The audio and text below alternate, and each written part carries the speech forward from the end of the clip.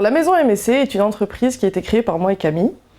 Donc on fait de la tapisserie en ameublement et de la sellerie automobile. La tapisserie en ameublement, c'est tout ce qui est réfection de sièges de style, canapé, tête de lit, banquette. Ça peut être aussi bien en hôtel, café, restaurant aussi. Et la sellerie automobile, c'est tout ce qui est l'intérieur de la voiture. Donc les sièges, moquettes, capotes de voiture. La maison MSC est une toute jeune entreprise qui a été créée par Maïté et Camille à Bourbourg. Avec courage et volonté, sang et eau, elles ont ouvert leur atelier de sellerie et tapisserie décoration il y a quelques semaines. C'est ça, donc on a ouvert le 2 mars au public et faute de coronavirus, on a dû fermer donc le 17 mars. La décision elle a été un peu compliquée à prendre dans la mesure où on a eu 2 semaines d'ouverture à peu près. Mais bon, faute de livraison de matières premières et puis pour aussi respecter les règles d'hygiène, on a pris la décision de fermer. Nos fournisseurs nous ont annoncé qu'ils fermaient et que les livraisons n'étaient plus possibles. Pour ce qui est pour nous est très compliqué étant donné que nous, on commande notre matière à la commande en fait. Donc on n'a pas de stock, donc on ne peut pas travailler. En étant contraintes de fermer, elles mettent au chômage technique leurs seuls salariés et se retrouvent avec une grande question, que faire ?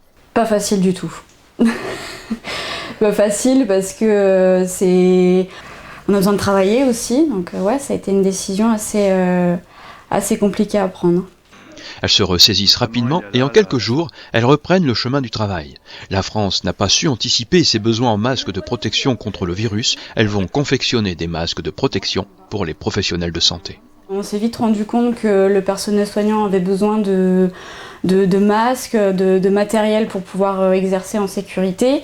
Donc au lieu de se morfondre chez nous et puis broyer du noir, on a discuté entre nous et puis... On s'est dit pourquoi pas, étant donné qu'on ne peut plus exercer notre métier, qu'on était bloqué, aider le personnel soignant, nos héros comme on les appelle, pour la création de masques. Nous, ça nous permet de continuer à nous servir de nos machines et puis être utile. Camille avait une copine à elle qui s'était lancée dedans, ce qui nous a donné l'idée aussi. On lui a demandé si c'était possible de nous donner son tuto et son patron. C'est surtout une démarche solidaire.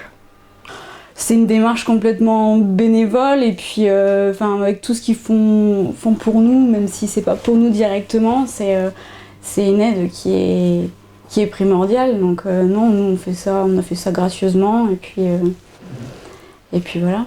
Le besoin est bien présent, les masques sont précieux pour les professionnels de santé exposés au danger du virus. À la base, on avait contacté des médecins, des infirmières qu'on connaissait, et puis on a publié sur notre page Facebook une petite photo avec les masques qu'on avait fait. On a été contacté par pas mal de gens qui nous suivaient, des infirmières, des auxiliaires de vie, des